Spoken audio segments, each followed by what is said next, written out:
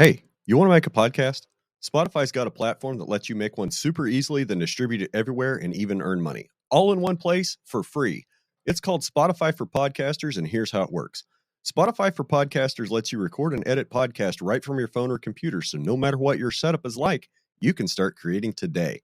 Then you can distribute your podcast to Spotify and everywhere else podcasts are heard. Video podcasts are also available on Spotify. And when you want to take your conversations with fans to the next level, Q&A and polls are the best way to get them talking.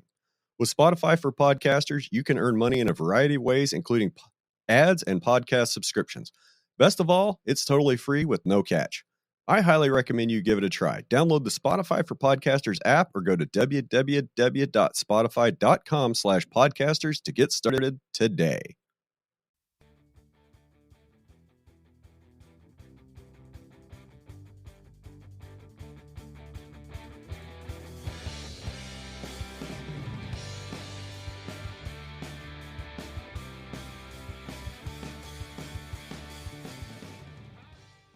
Hey gang, Red Hills Rancher here with your weekly episode of Ranching Reboot.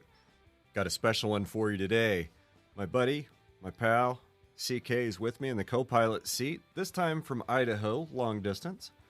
Our guests today are the Hoy family from Clements, Kansas. They're my friends. We've done a little business together in the past.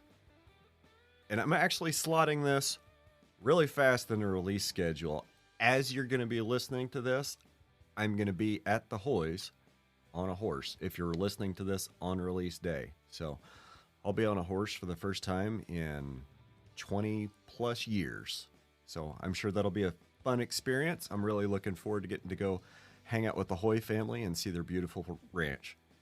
So guys, we had a great conversation. Stick around. Here we go with Josh, Gwen, and Josie Hoy. Hello. Thank you for having us. Yep. Thanks for having us. We're excited to be here. Well, we're excited to have you guys here. So first thing up, you guys won the Kansas Leopold Award recently, yes? We did. Last year, my sister nominated us, and it was quite an honor. I feel like I'm in pretty rarefied company with your father and Bill Sproul and everybody else who's won it. So it's pretty exciting.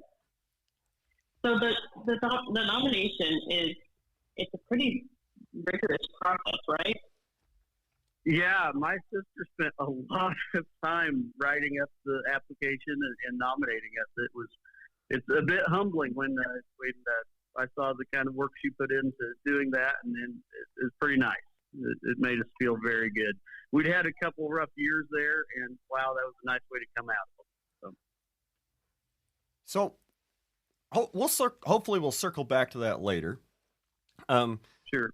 So let's talk about the ranch. Where are you guys at? Where exactly is Clements? Sure. So Clements is just right in the heart of Chase County, which of course is right in the heart of the Flint Hills here in the eastern third of Kansas. Tallgrass prairie.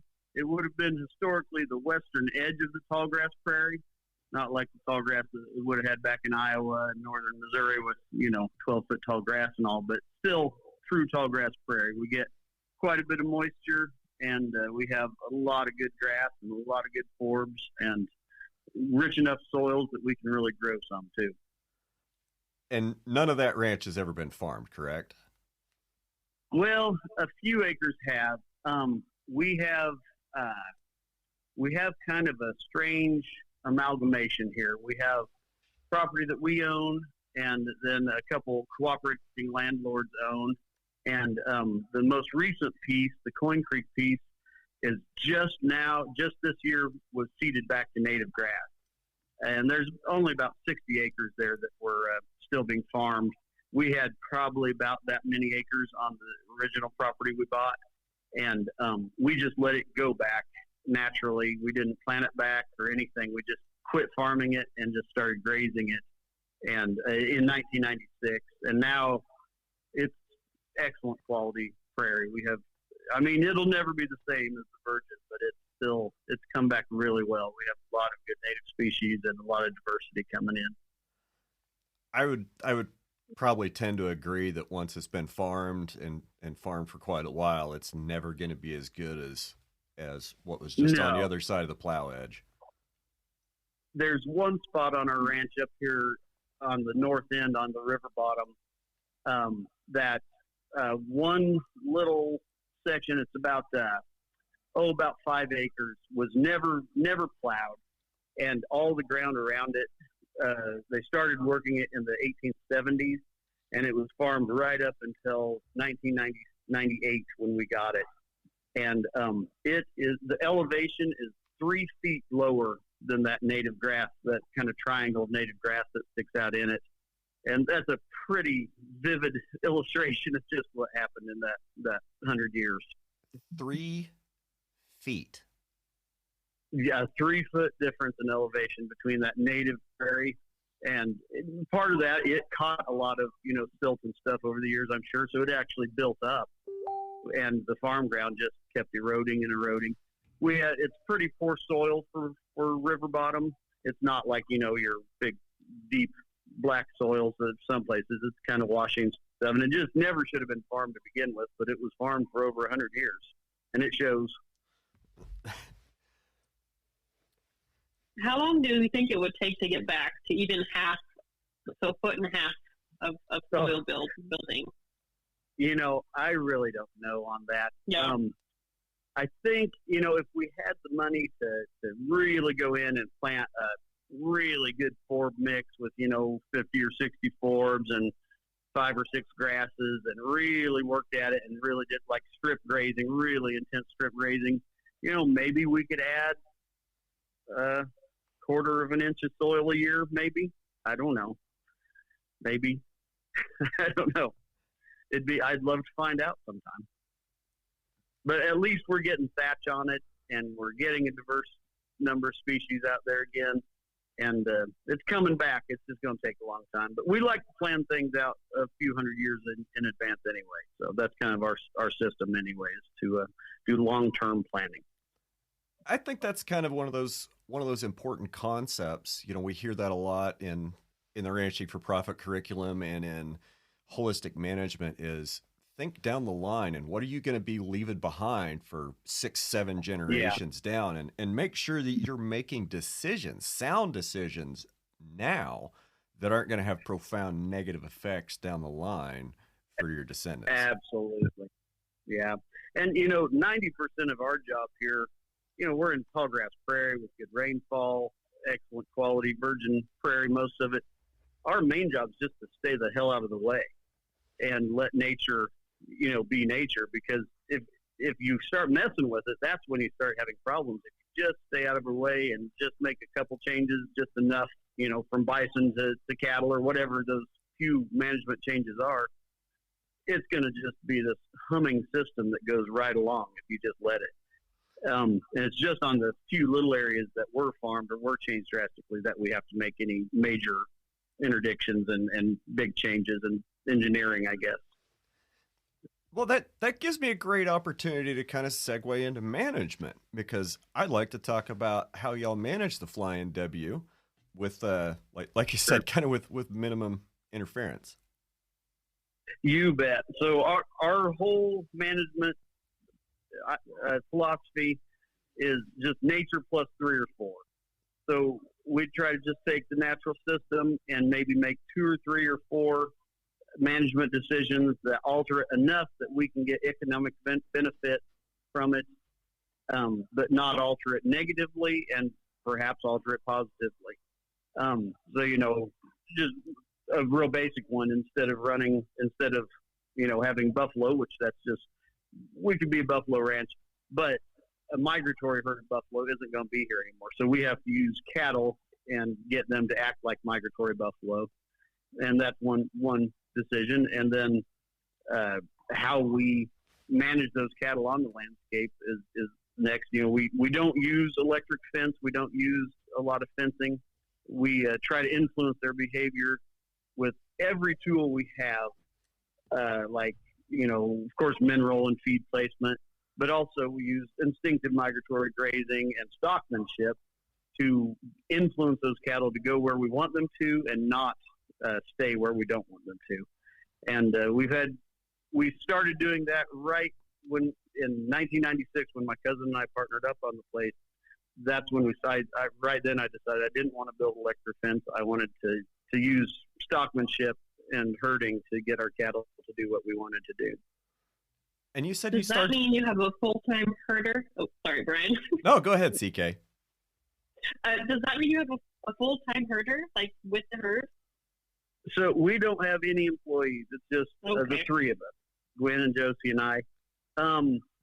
We, this time of year, we need to be out there constantly, just kind of getting them started and trained. The yearlings that are only here for 90 days put a lot of work in at first, but once they've been here and once you get to handling them a bit in the right way, it doesn't take a full-time herder. You just, every few days you go out and you tune on them a little bit, get them, make sure they haven't drifted off or some, a storm or something hasn't disrupted them and drawn them someplace you don't want them. We have a group of commercial cows that we keep year round for a customer.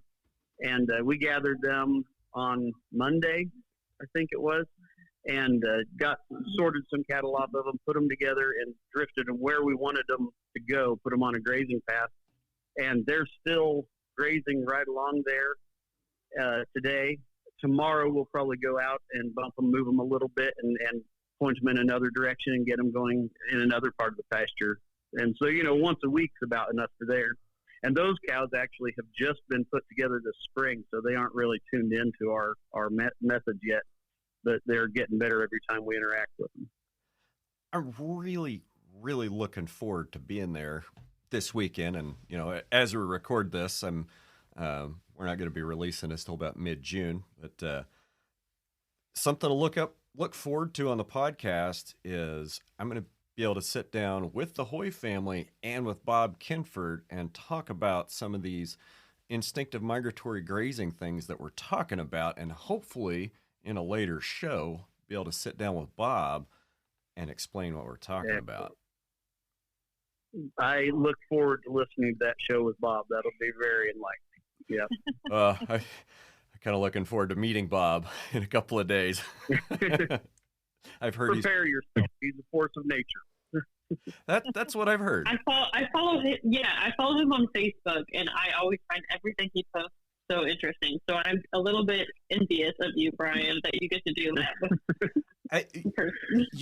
You were invited, but I guess you needed to go to Idaho, so that's okay. Oh, I'm renovating my house, you guys. I'd rather do that than go sit with Bob.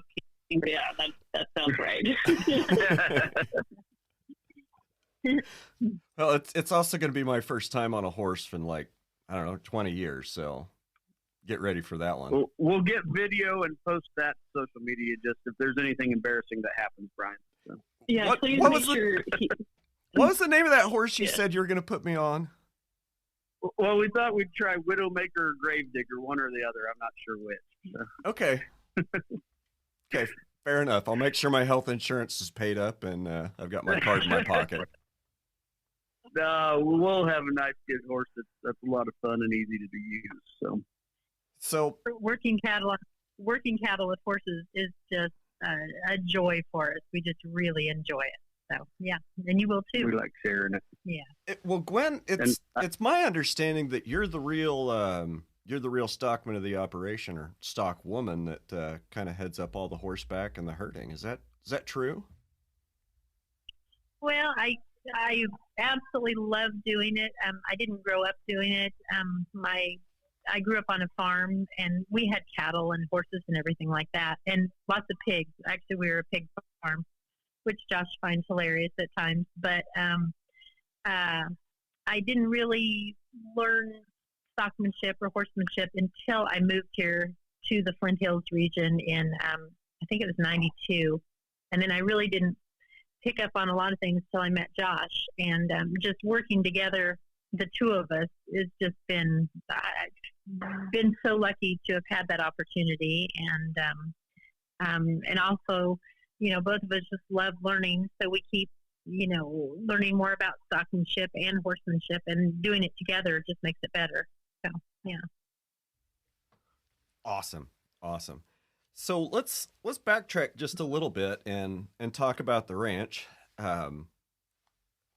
What pre-2020, I suppose, You guys had some interesting things go on there, didn't you?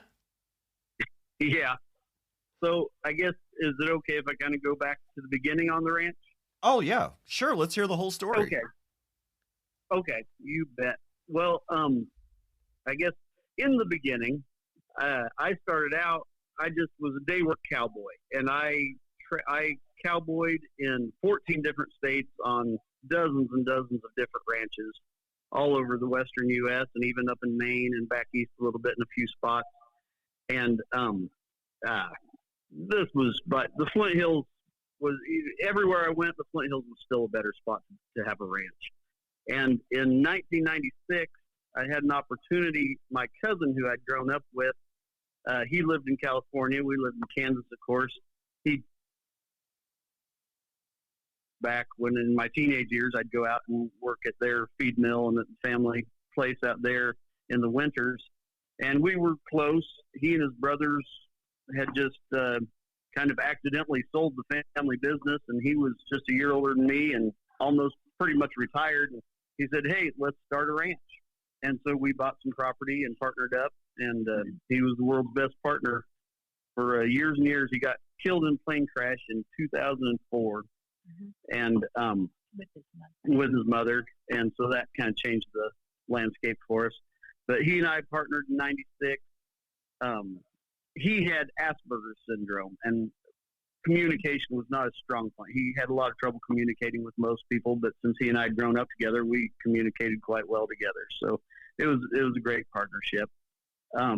When he died, we had to, his brothers, stayed in partnership with us. Thank goodness, gave us enough time to dig out of a hole and be able to buy them out just this year. But we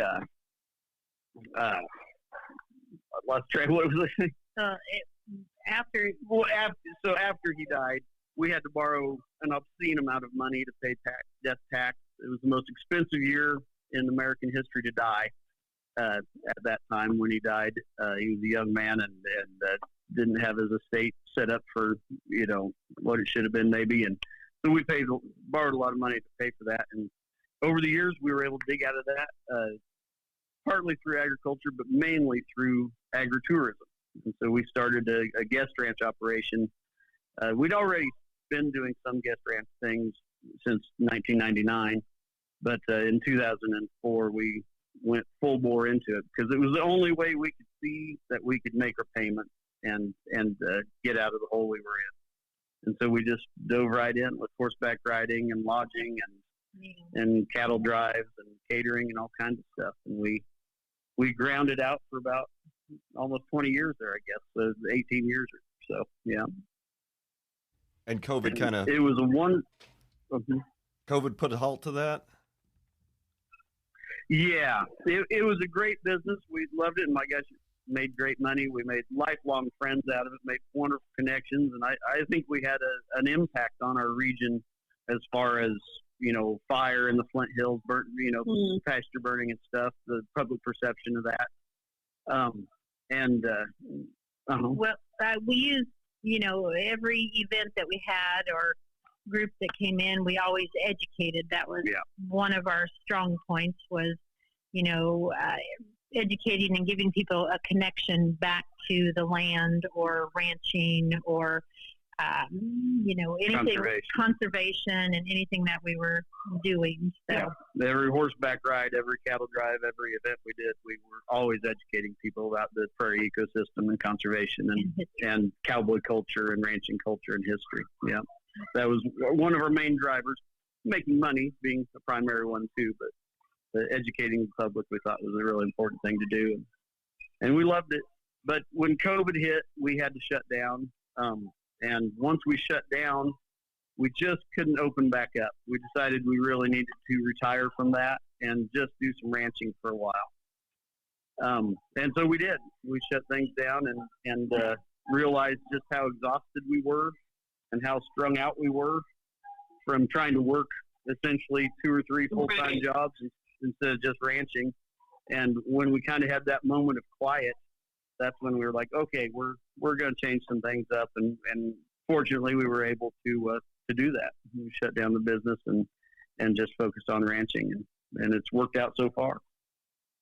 And we're probably we will of course continue with education, outreach and stuff, and trying to influence people to love the Flint Hills, love the tall grass, and love ranching and cowboy culture too, of course. So I think we'll probably do, start adding back some events and stuff in the future here, but on a much more limited scale and a less invasive tourism business. The full scale lodging and catering and horseback riding was a great moneymaker, but boy, it was intense labor. It was 365 days a year and just nonstop.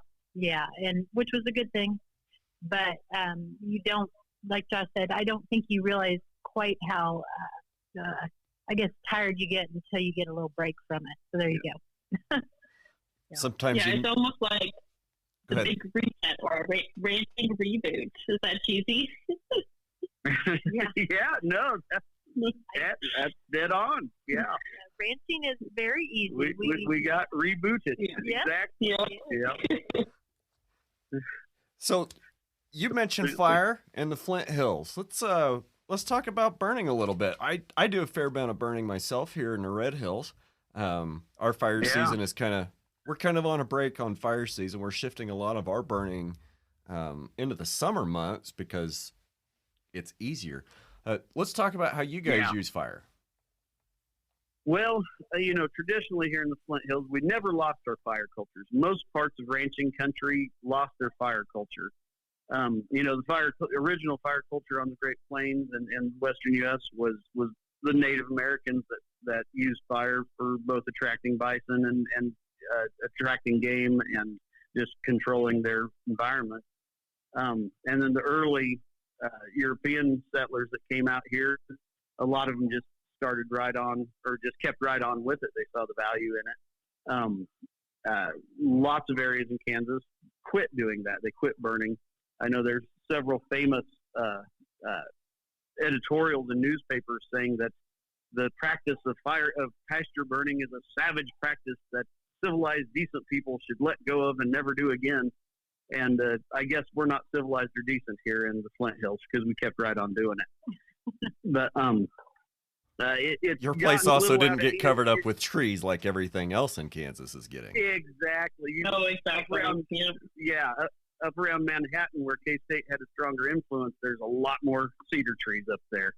And down here, where K-State didn't have as much influence, there's a lot more open country. So it doesn't take long to get turned into a scrub forest if you don't use fire in this context. Yeah, I've been in Manhattan only like 8 months now, and I just can't believe they don't notice that that's an issue. Yeah. I think they're kind of used to it now. So. Yeah, it's like the frogs in the boiling pot. They don't know the water's getting hot, but it is. Yep. But we don't burn every year like a lot of people in the Flint Hills do. But we burn every 3 to 5 traditionally. In just the last few, we've started doing a patch burning system where we burn 1/3 of our acres a year and leaving 2/3 unburnt every year. We're actually throwing an extra year into that of no burning on all the acres in there. So it'll be a 4-year system of patch burning. And the reason we're doing that is we want to leave at least 1/3 of our ranch in heavy thatch every year for wildlife and bird habitat, and also for drought proofing. That heavy thatch is like a sponge. Any drop of rain you get, you keep. And so that's kind of nice to have if you can. And we're always 30. We're only 30 days away from a drought. Always, yeah, and maybe 2 weeks. You just never know. Yeah, it's always on the verge, aren't we? But and we better be quiet. People in the drier parts of this country get kind of jealous when we talk about drought in this country because our version of drought's a lot different from theirs. But yeah, the other part of the patch burning is that if you're holding that fuel for 3 or 4 years, when you do burn it, oh my gosh, you get a lot better brush control and tree control. We're doing a lot of fall burning and summer burning too. It just has such a bigger impact on brush and trees. And for Lespedeza control, it seems to be very effective. And even Old World Blue Stem seems to be negatively affected by late summer and early fall burns. And it seems to be invigorated by early spring burns. So I would agree with the Ceresia and the Old World. Ceresia is not a problem here yet. I'm far enough west of it. We're just dry enough that it's hard for Ceresia to get here. But cedars are a problem, and Old World Blue Stem. Yep. Oh my goodness, it's just everywhere. Yeah. And what I noticed with it, I burned some in the fall or late summer of 18, I think it was, and I grazed it fairly hard in 19, and last year I strip grazed it, and there was a part we locked the cows on and just hammered it. I think we were at 500,000 pounds for about 6 hours. Wow, awesome!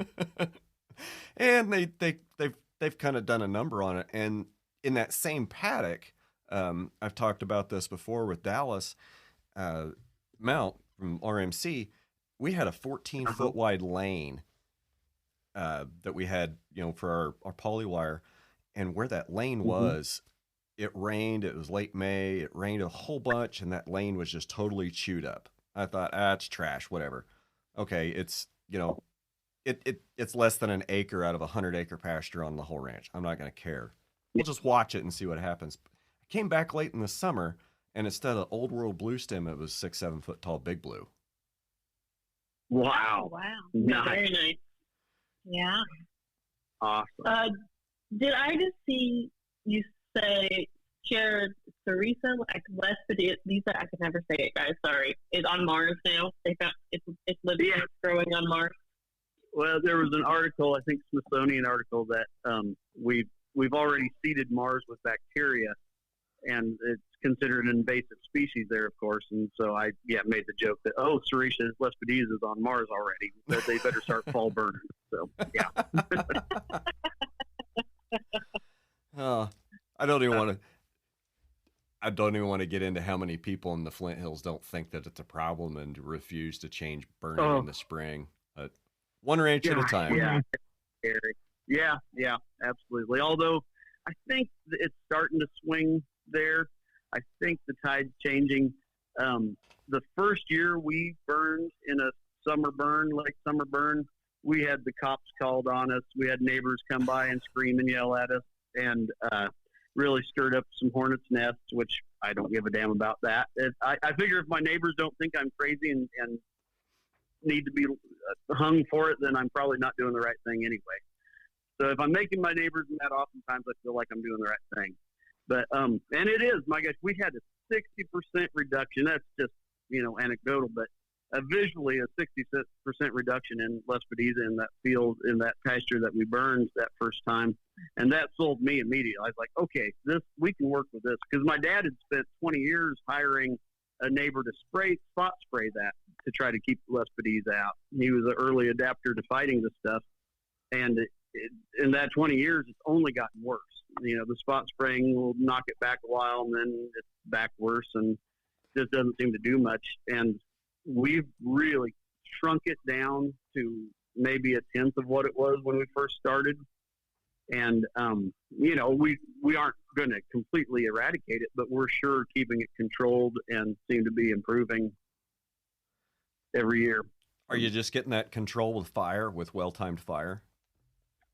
Well-timed fire. We've tried a few other things, some grazing and stuff.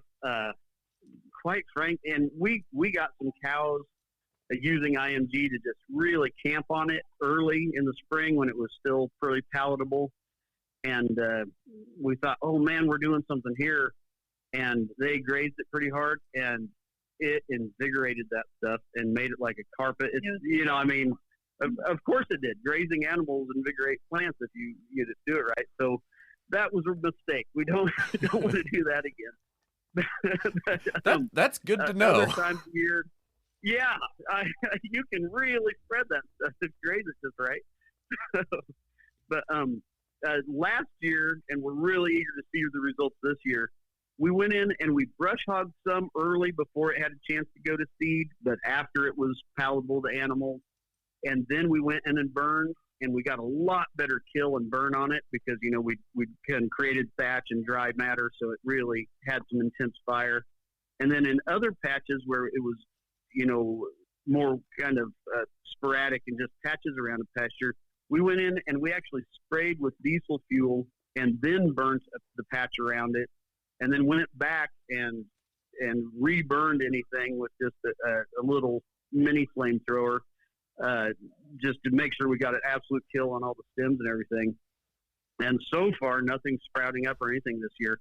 We're really eager to see what the results are of that. But what we were doing was trying to get like a 500-year intense fire on specific spots.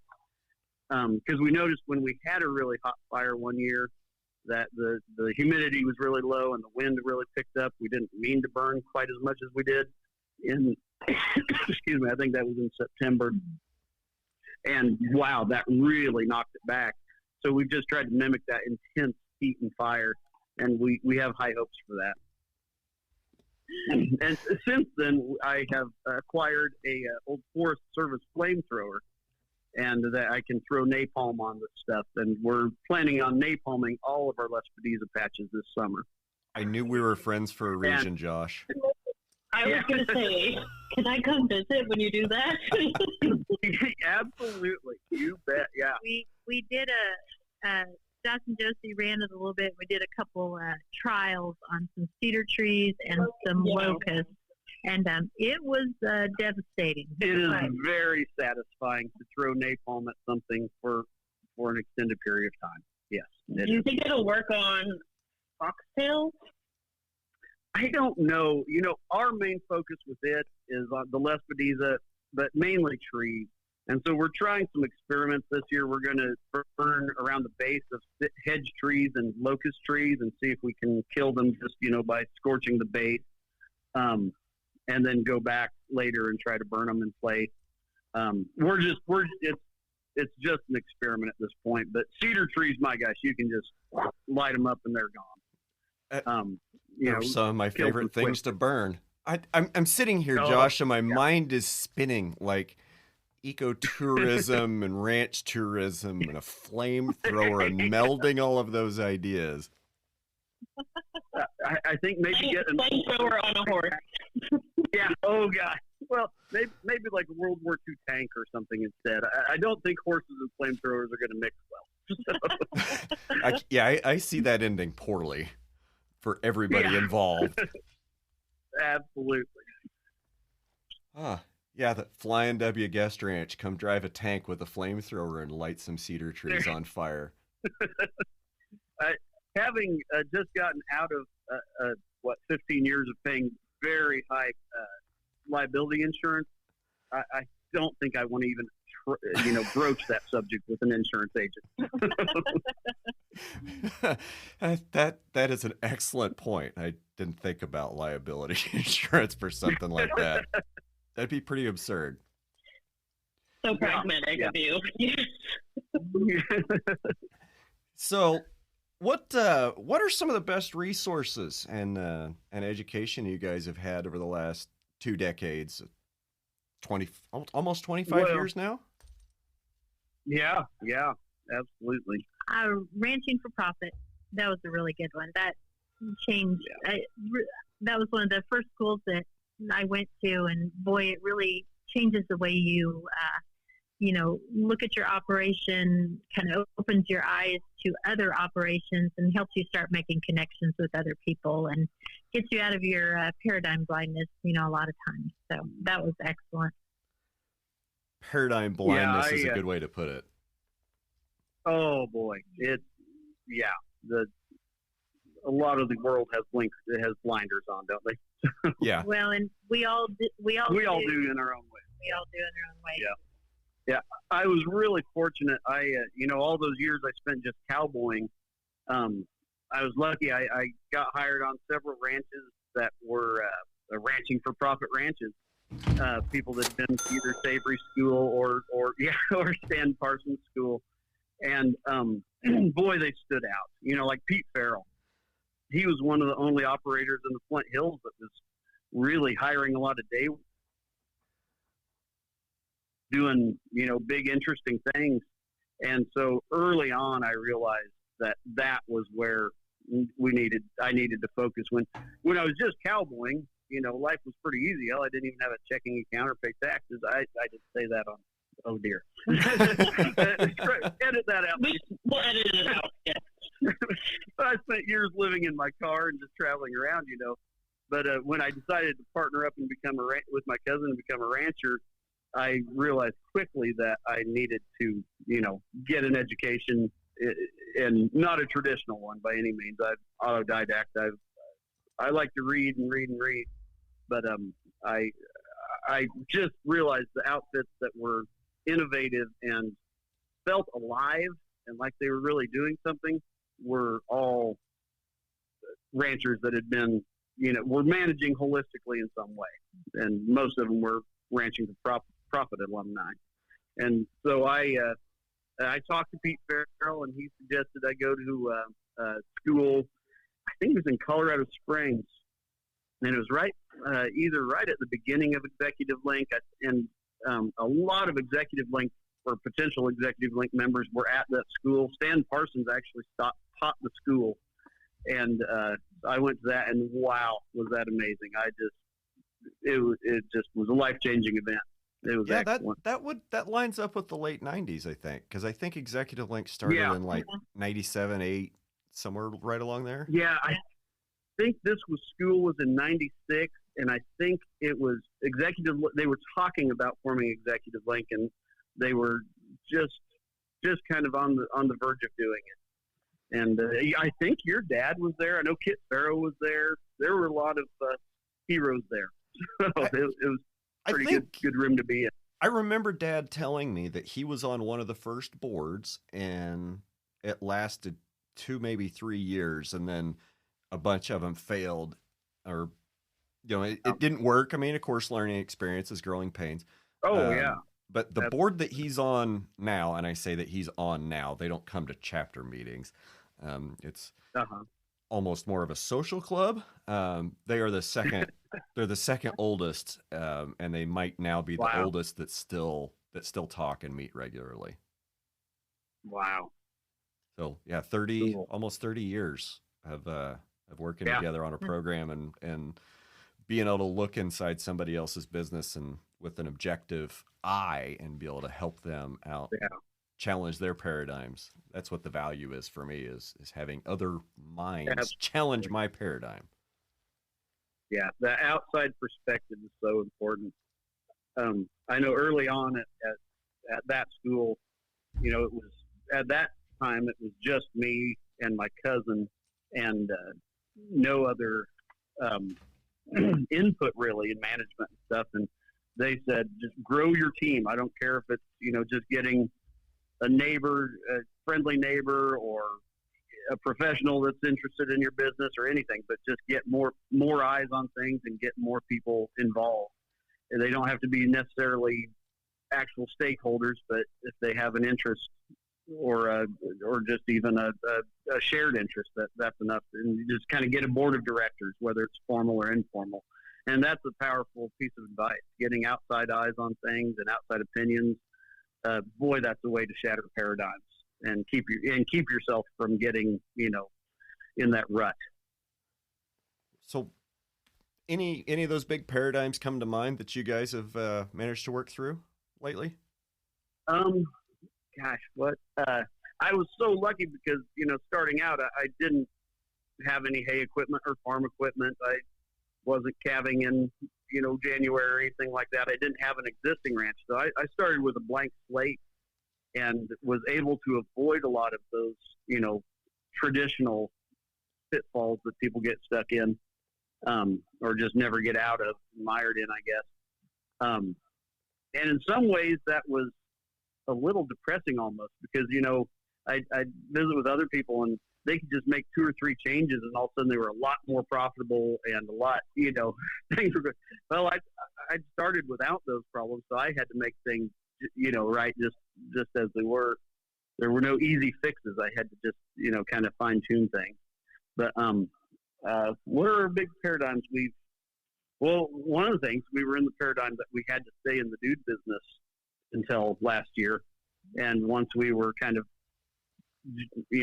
nudged out of that rut, all of a sudden we realized, wait, we don't have to stay in the dude business anymore. We can exit this gracefully right now. And we'd always planned on phasing out of that business, but it was always in 5 years, and it just kept being, in 5 years we'll phase out, in 5 years we'll phase out. And pretty soon that's, 10 more years down the road. That sounds familiar. So let's rabbit trail over to your cows, and let's talk about your cows. Full disclosure to the audience, I did buy some cows from Josh and Gwen, and way I understand that was a little bit more Josie's project. Yeah, some of the cows, yes. Uh-huh. Yeah. So, She's right here, Brian. Oh, yeah, here's this. Yeah. Maybe I should have given her a little warning. She's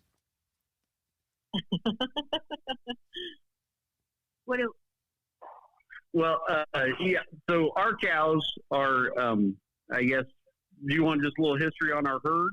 Yeah, history on your herd and why. Okay, you bet.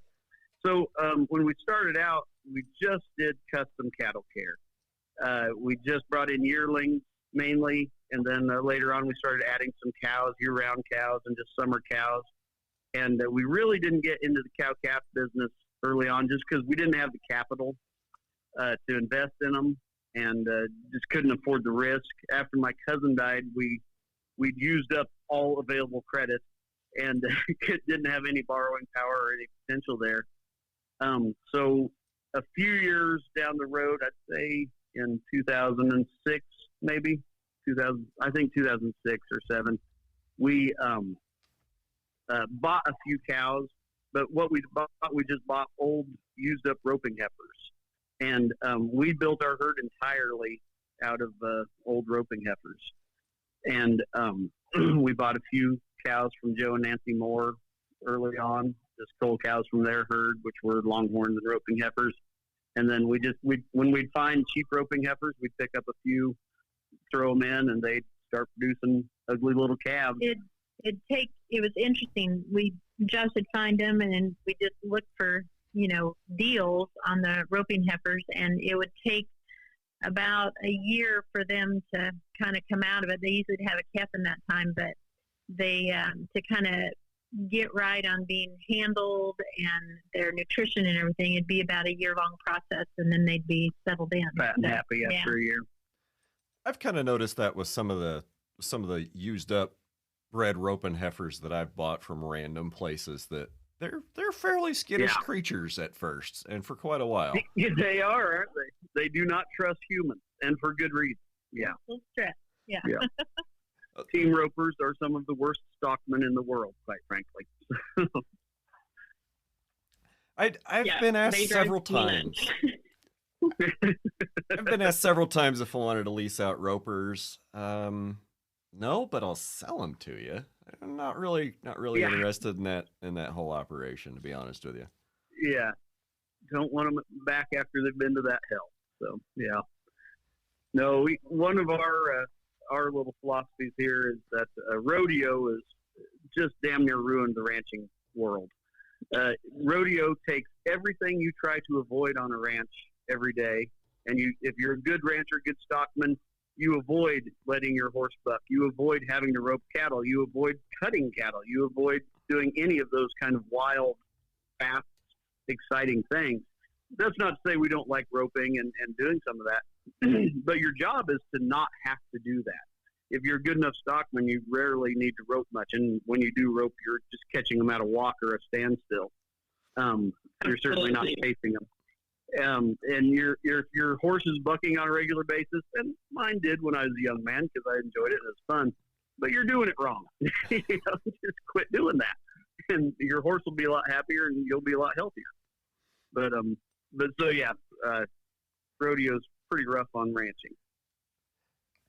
Maybe we should qualify that by saying, like, there's difference between like rodeo and then ranch rodeos. I kind of like the ranch rodeos. That's a little more of a show of practical skills, even though it's at competition speed, which is probably a little too stressful for the animals. it's still a good demonstration of practical skills. It is, and it started that way. Especially, it's gotten a little more like a rodeo. It's faster and quicker, and a little more violent. But it is definitely several grades better than regular rodeo. Absolutely. Yep. Yeah. I think the key insight is anytime you stress your cattle, you're losing money. Yeah, absolutely. Yep.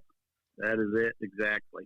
And not just right then. You lose money down the road, too, because they're that much harder to handle the next time, that much more stressed when you need to do something with them. Well, and I think especially cows, it transfers right to their calves, and then you have bad behaviors in their calves just right from the start. Absolutely. It's really interesting how that works and carries on, almost like it's genetic or something after that. So, yeah. I'm sure there's definitely, some epigenetics going on there. Then, learned behavior. When the mom sees you a quarter mile away and she bolts and takes her calf with her, that calf's going to learn that. Well, when that green thing comes in the pasture, mom runs, so I better run from it too. Well, I think even in utero, Brian, I think in utero, if I said that right, it really influences those genetics, and then when you stress them, that gene becomes expressed, right? So I think you're right. I agree completely, because we've handled thousands and thousands of yearlings and cows, and it's an interesting thing how you can handle wild cattle, but it's how you approach them, your body language. I mean, and it transfers right down through to your horse. And we use dogs as well, but we only use dogs as a punishment. We don't use our dogs to push or drive or. We don't push cattle anywhere. Right, we don't push cattle anywhere, but the dogs are just a last resort. To make them want to find a herd. That's right. That's what we use dogs for. Yep. As a wolf that you can direct for an airstrike, a simulated predator that you can put into place to generate a pressure on your herd. That is it exactly. Well said. Yeah, it's true. Yeah.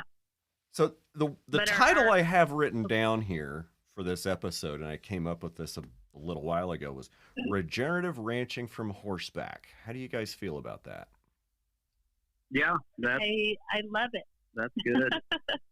Our kind of ranch slogan right now is sustainable grass-fed beef with unconventional ranching on protected prairie. That's kind of what we're trying to do. Right. And we're we have conservation easements on all our property and promote conservation easements as much as possible. That's part of that long-term planning, but we're also very unconventional. We don't want to just get stuck doing the same old things and doing traditional things. We love tradition. Our family motto is know history, honor tradition, and grow beyond. And we honor tradition. We honor our history, cowboy culture, ranching culture, but we want to take the very best parts of that and make it better and make it something more. That's pretty powerful stuff, Josh. I love it. Yeah. No, I especially love it because I think a lot of people think if they're regenerative, they have to get rid of the cowboy culture, which I really don't think that that's true. Absolutely. Yeah, no, absolutely. I think if you really look, the older cowboy culture is so much more tuned into that regenerative type ag. I grew up, my grandfather had driven cattle from Texas to Kansas as a young man during World War I when the trains were shut down. He'd loose herded cattle out in the hills as a boy. And I grew up cowboying with him, and I don't think he spoke 3 words to me when we were horseback in my entire life. But I just followed him and watched everything he did. He always sent me with his partner and friend, Toad Griffin. And Toad was a little short, fat guy. He wore bib overalls and brogan shoes with mismatched OK spurs on a saddle that was held together with sisal twine on a fat horse. And at first, I kind of thought I was being punished for being a little kid and just having to go along with old Toad. And we just kind of trot through the pastures and get to a spot and sit and wait. But we were always where we needed to be. And it didn't, even as a little kid, I quickly figured out that Toad was the best man out there and knew exactly what he was doing, what he needed to do. And we were always in the right spot without ever getting out of a walk or a trot. Often when we get to what I now call Toad Hills, which are just little high spots or something in a pasture where you need to be when you're moving cattle through there, he would pull out a little flask of whiskey and offer me a sip and then take a sip, put it back in. I'd always decline politely. And then he'd pull out a plug of tobacco and offer me a bite, and then he'd put a bite in his lip, and I'd always decline politely, of course. But it was our little ritual. But boy, did I learn a lot from those old men. They knew more about stockmanship and cattle and horses than anybody does today.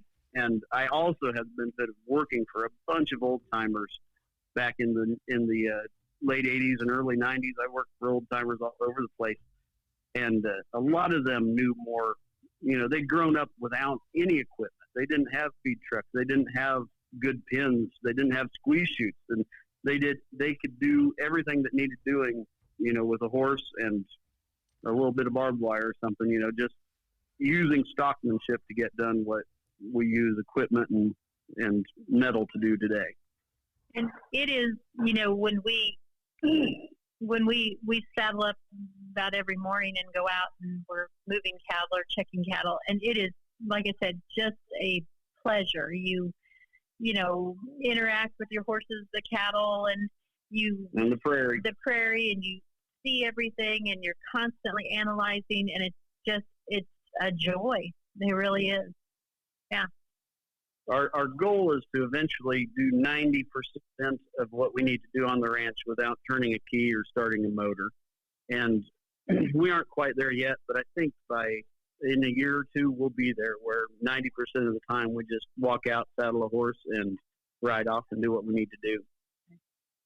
I think that'd be a pretty good place to be. I mean, the yeah. lower, the tractor starts, the side-by-side starts, the gasoline bill, the pickup bill, the smaller we make those, as long as we're not losing ground by, horses and tack and horse feed and depreciation, I think that's definitely something that a lot of people ought to be looking at. So we have also started carrying out fence on our pastures, and that makes it more enjoyable for the cattle and for us riding through them. And see, tearing out fence, that's like, it doesn't weird me out, but a lot of, really hardcore regenerative people would be like, you're tearing out fence and it's making things better? Now. Yep. How does that work? It makes a lot of people cringe. It almost feels like they lose control, right? Like that. To me, that's what I felt. I was like, oh, how do you're losing control? But yeah. I kind of, from what we've talked about already, kind of understand the purpose now. Yeah. There was a noted behavioral change in our cattle last year, and we tore the fence out couple years ago, and they behave completely different now that they have a bigger area, and they just behave different. And do let me say this: we've torn the fence out on our big north pasture and our south pasture, just making two great big kind of landscape scale pastures that have 2 or 3 mile grazing paths that we can send cattle on. We did that mainly because we were finding in our smaller pastures, we got a ping pong effect where if we were using IMG and we'd send cattle on a grazing path, if they hit a fence, they'd just kind of bounce off and turn direction, and you had a lot more trouble controlling where they were going to go, for long term anyway. And so by taking those out and letting them behave more like a migratory herd, it really helped us. It also really took care of some water problems because we were often overgrazing certain pastures because that's where we had good water. So if we were droughty, we'd have to be there more because just the quality of water. But this way we can take them to water and then, send them on a path away from it. And it's a lot better utilization of grass. And we've, all those fence lines, if you looked on places, those fence lines if they're permanent fences, have horrible scarring and damage along them, and brush and everything that fence line brings. And by getting rid of those, that just kind of evaporates and it becomes a less fractured prairie. Are you even noticing less of that trailing and erosion on your perimeter fences? Yeah, because they don't hang on the perimeter nearly as much. They have so much more space. They just why would they want to hang out there? They can go other places. So yeah, we're healing a lot of scars that have been there for decades and decades. And it'll take a while.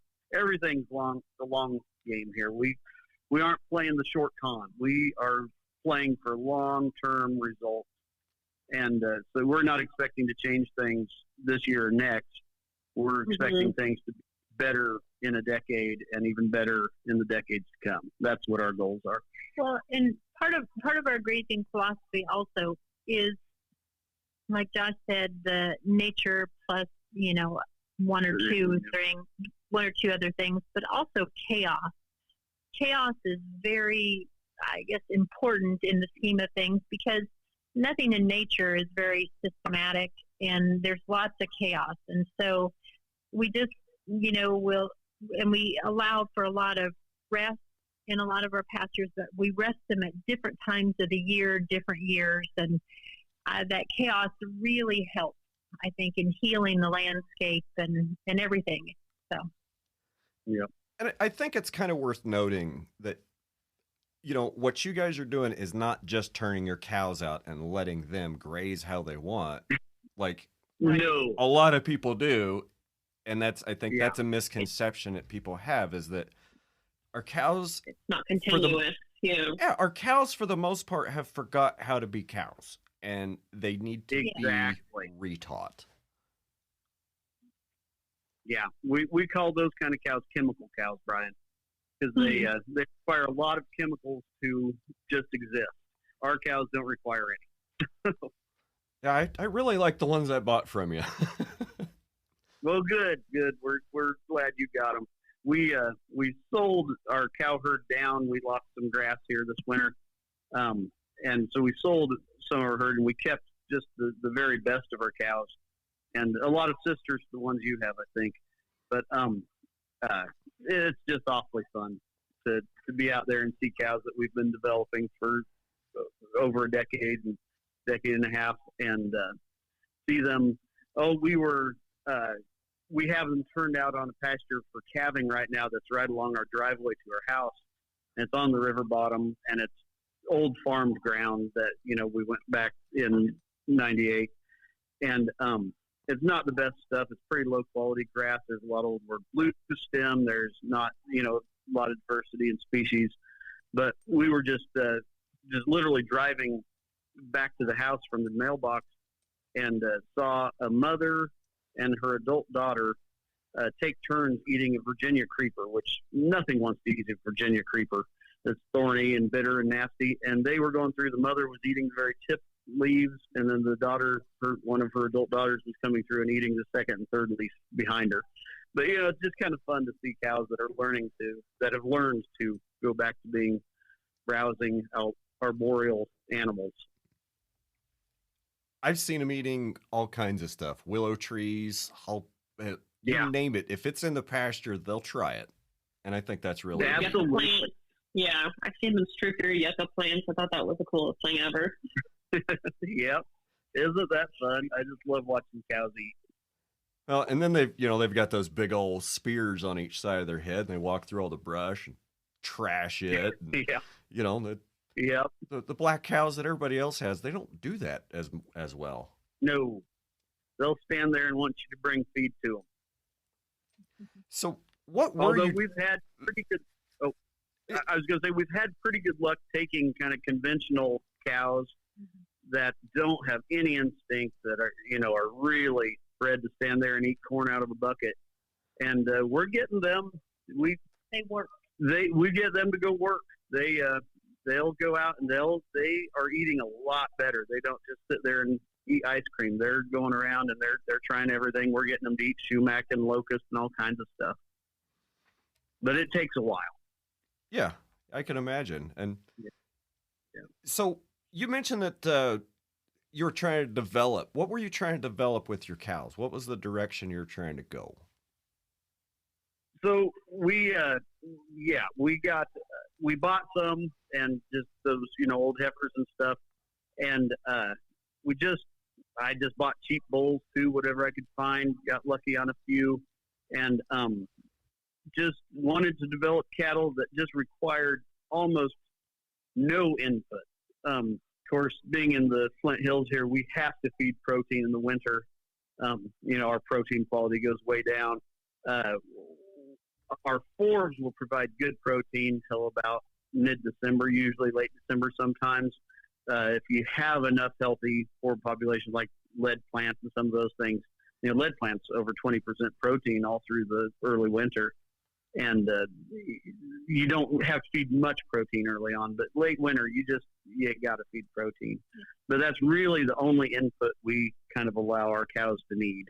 And we're hoping, especially with the patch burning stuff, our cool season grasses are coming back stronger. I think the annual burning really subdues cool season grasses, and by not doing that, we're getting more and more cool season grasses, and we feed less and less supplemental protein to our cows every winter, I think.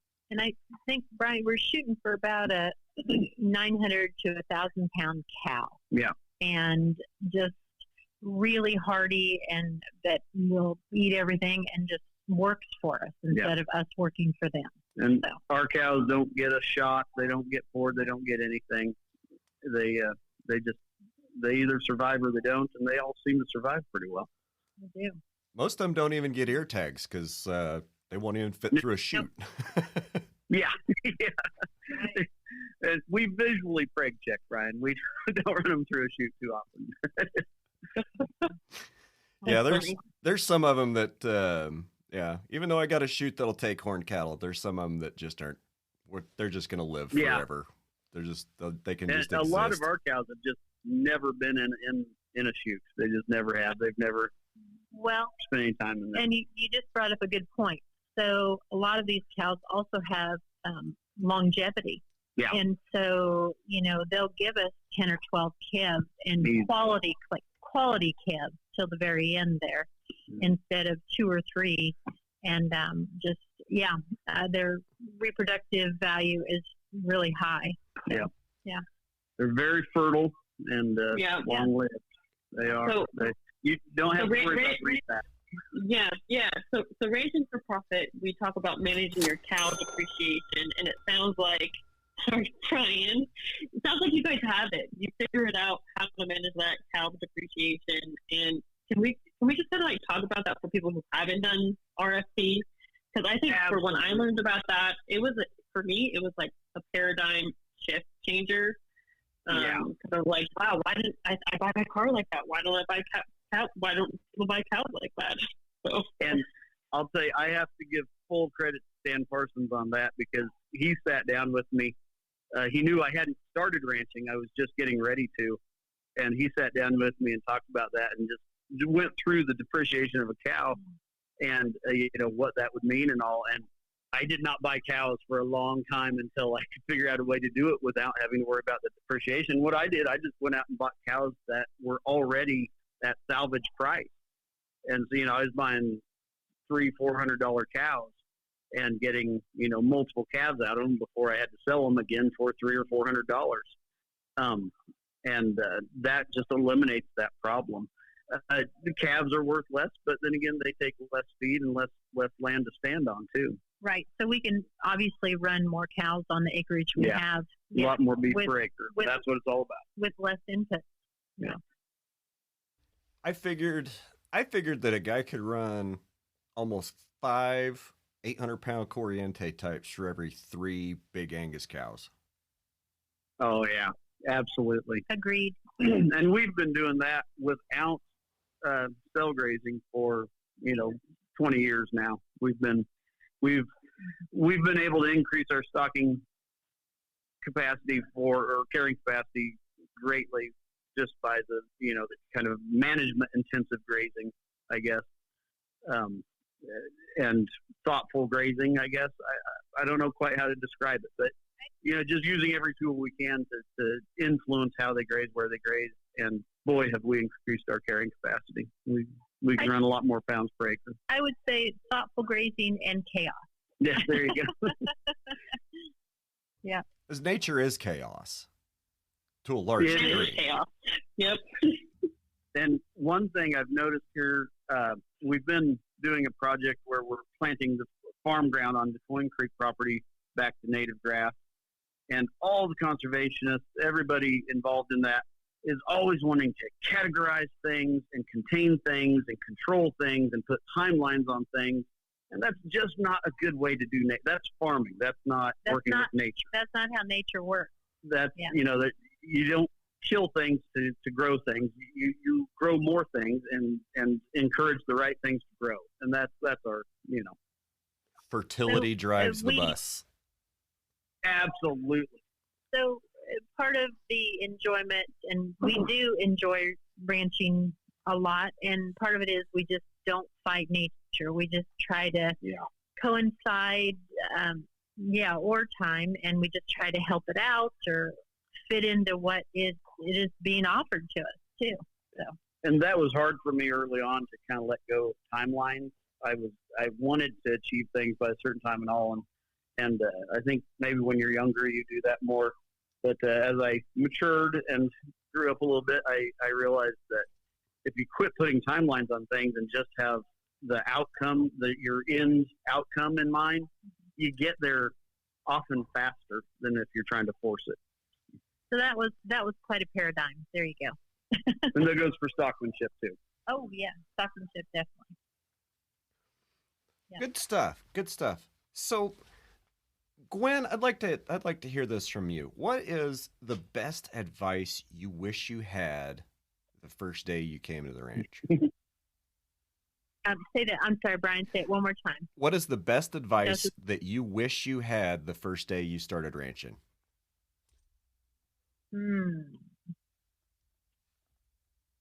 I think, I grew up in, like I said, on a row crop farm, and we had, like I said, we had a few cattle and we had pigs and everything, but I was very traditional and very steeped in kind of, fighting against stuff and working against nature. And so maybe one of the best advice that I could have gotten would have been to kind of relax and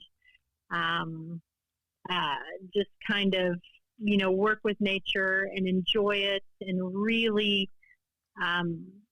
the influence that I have on it, make it pretty minimal, kind of stay out of its way, and I maybe just enjoy it more. It's so important to enjoy the things you do. So. I got a pretty good piece of advice fairly early on. It's from a gentleman that worked on a neighboring ranch, and he always liked to say, if something bothers you on your ranch that much, just quit going over there and looking at it. Yeah. That's awesome. Yeah. Yep. And well, then, oh, go ahead. No, you're fine. Well, I was going to say, I think we often spend a lot of time worrying about the things we shouldn't, and we don't spend enough time thinking about the things we should. So that would be, I guess, a mindset that would have been nice to have, had someone kind of help me develop when I was younger too. That would have been better. I'm pretty sure I told her that a few times, Brian. She just didn't listen. Well, you can't see it, but I just slapped him.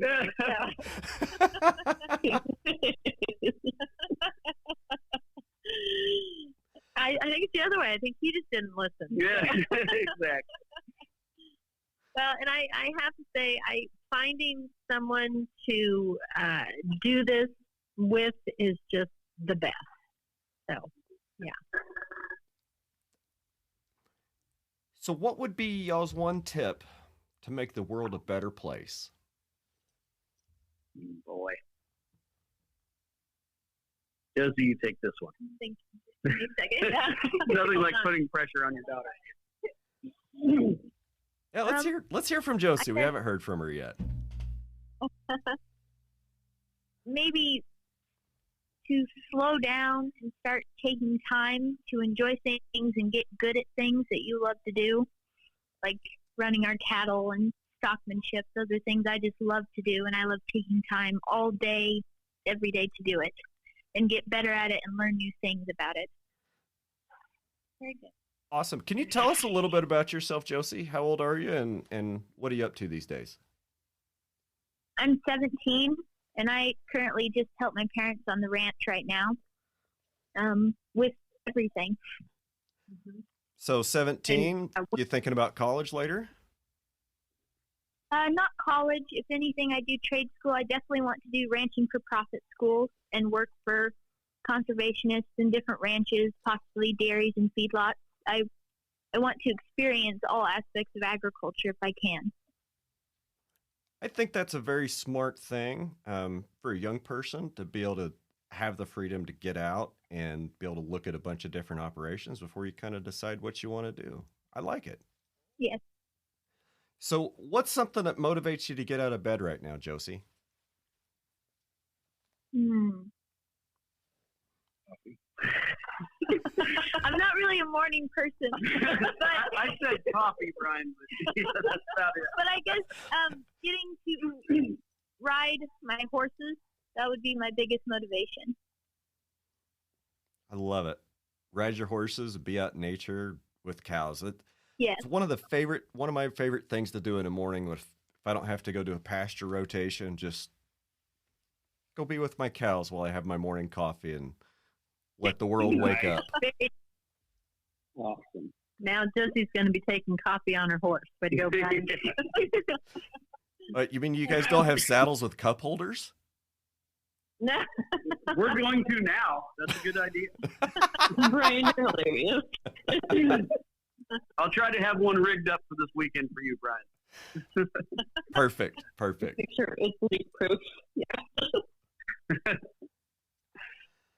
Yeah. So where can we find you guys on social media? Do you have a website or a good social media presence you want to talk about for a little bit?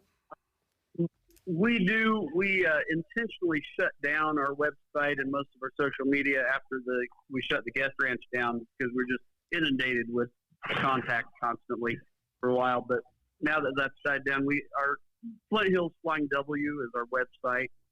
It's not active right now, but we're getting ready to kind of reopen that and start promoting some of our conservation education and direct marketing of beef. And Facebook, we're on there, Flying W Ranch and Flying W Ranch grass-fed beef.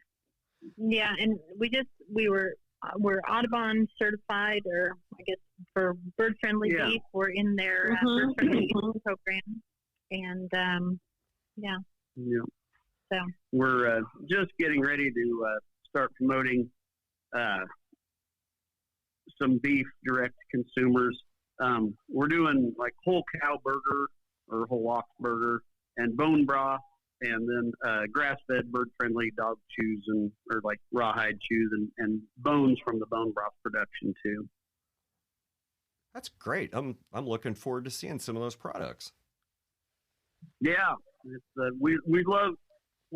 Josie and I always, when we were running the Dude Ranch, we always butchered our own animals and fed everybody our own beef, of course.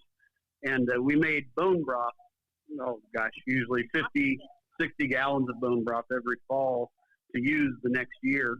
And so we've always made a lot of bone broth, and it's a great thing to cook with, but it's also kind of a trendy thing. A lot of people like bone broth, especially grass-fed, bird-friendly bone broth. And so we're going to produce that and use some of the farmers market type rules to market that. And we have a lot of dogs to test our dog cheese on. Yeah. So. yeah. I like drinking bone broth. A good beef bone broth. It's a soup with all of the crap in it. It's everything. A lot of things I like about soup without a bunch of stuff that I don't. Absolutely. Yeah. And it's a good concentrated source of bioavailable nutrients. Oh, absolutely.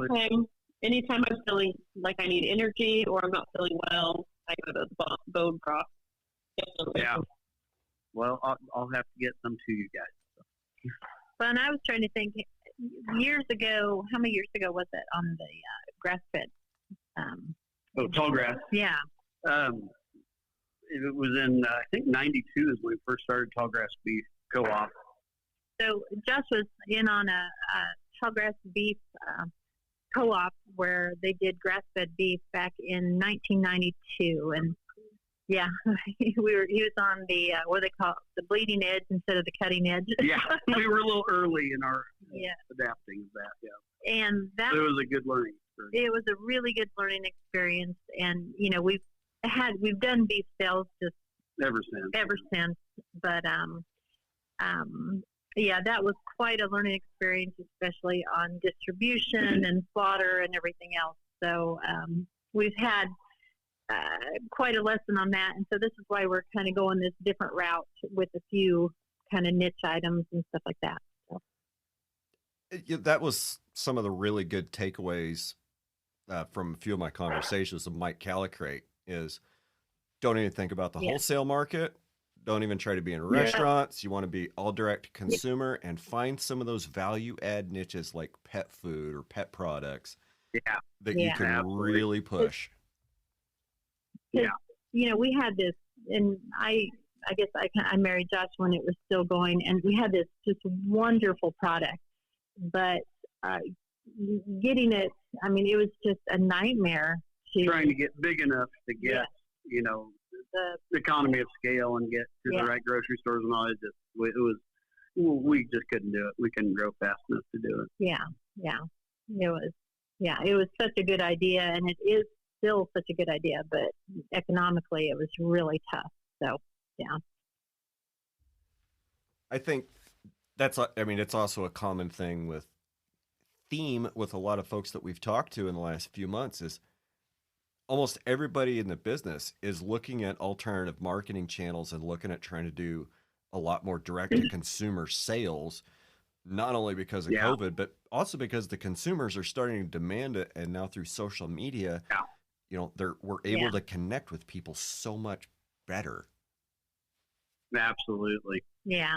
And we have a big network of people that we've connected with over the last 20 years with the guest ranch business that we can pull from, and we intend to keep doing that. We're going to have seed collection days and bird surveys and herpetological surveys, stuff like that, where we get groups of interested people to come out and participate in things on the ranch, and then those are all potential customers that have a connection to the place that their beef can come from.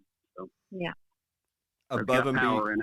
above and beyond just getting on a horse and going out and being able to ride the Flint Hills, it's actually taking part and looking at some of these intricacies of the biology of the prairie, how the frogs and the birds and the insects and how the different plants coexist with each other and exist to create a healthy prairie.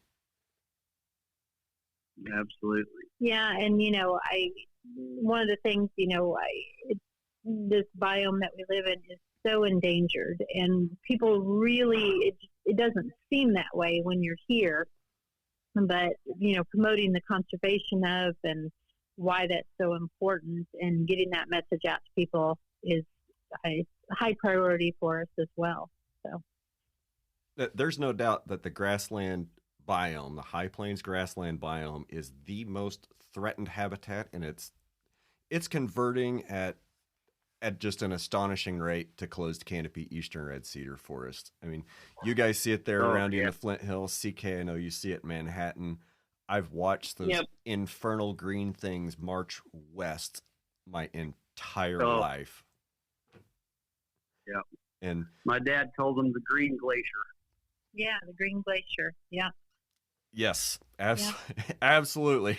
Green Glacier is it's accurate because it's so slow you almost can't see it, but it is it's near unstoppable.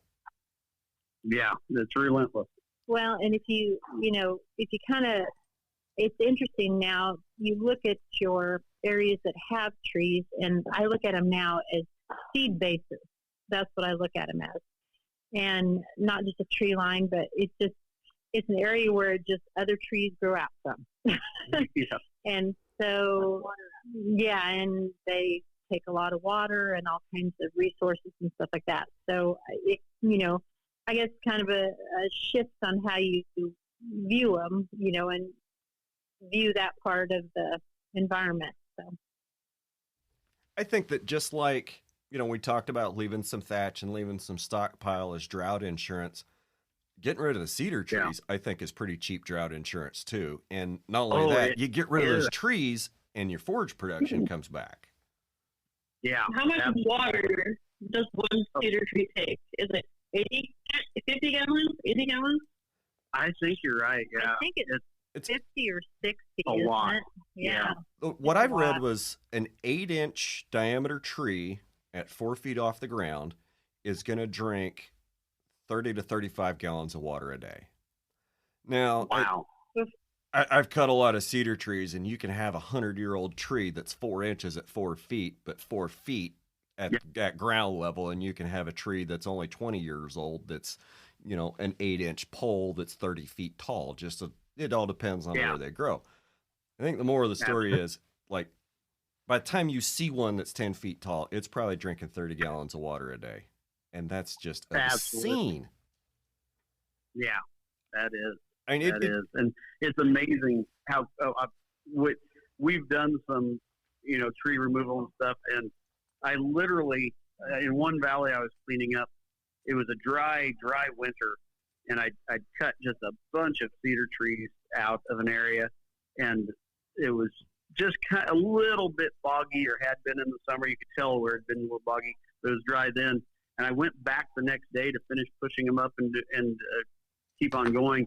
And it was wet. There was standing water there. And I'm like, that is just from cutting down trees. It just, eliminated that much draw on it. What is it? Have you been back there lately? What's it doing now? Oh, yeah. It stays wet year round now. Yep. Yeah. It's actually a small nice little spring that always has water. And I've seen that. I can't count how many times I've seen something very similar where either I've been in mechanically and cleared out a canyon, or fire's done it for me. Almost every canyon now that's got the trees are gone from, I've got a spring in, and it's just crazy how much water there is when you get rid of these trees. And you read, my dad's a historian and folklorist, and he has a lot of journals from early settlers and stuff out here, and cowboys, trail cowboys and stuff traveling through this part of the country, and their description of the water is just amazing. He has, I forget what it's in, but it's an account of some French fur trappers that came through here, and the beaver had water. There were huge beaver ponds here. There were more beaver here than there were anywhere else on the plain. Here on the plains, with moose and everything else here. And the amount of water that those beaver held, and the amount of springs and back then was just amazing. And we can have that back if we just go back to grassland and get rid of these invasive species of trees. Right.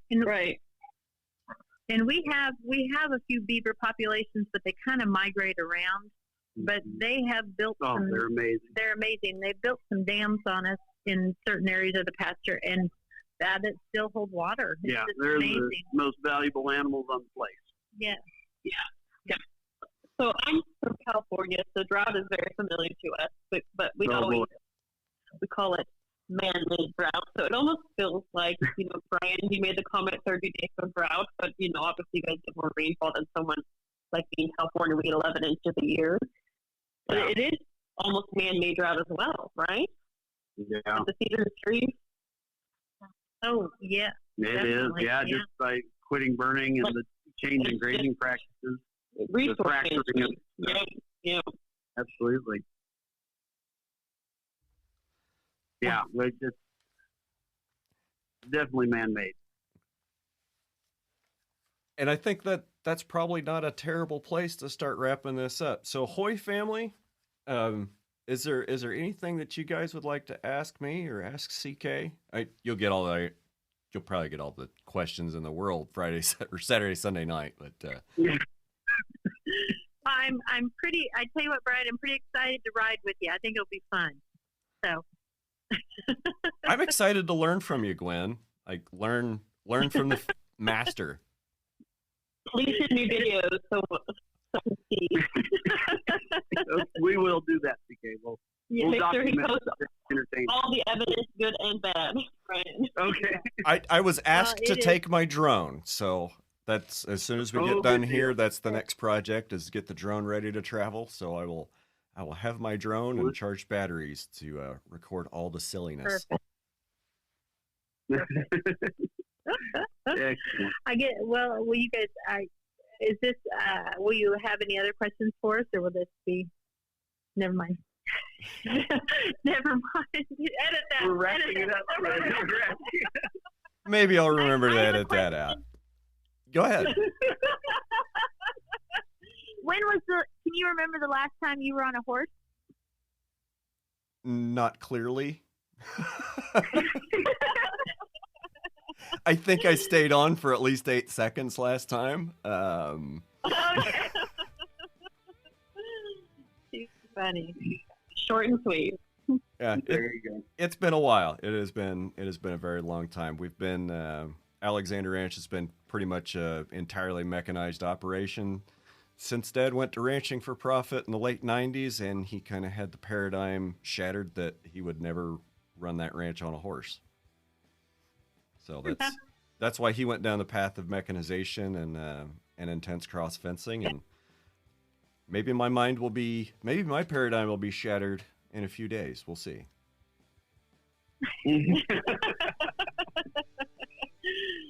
Very fun. Well, guys, it has been a ton of fun.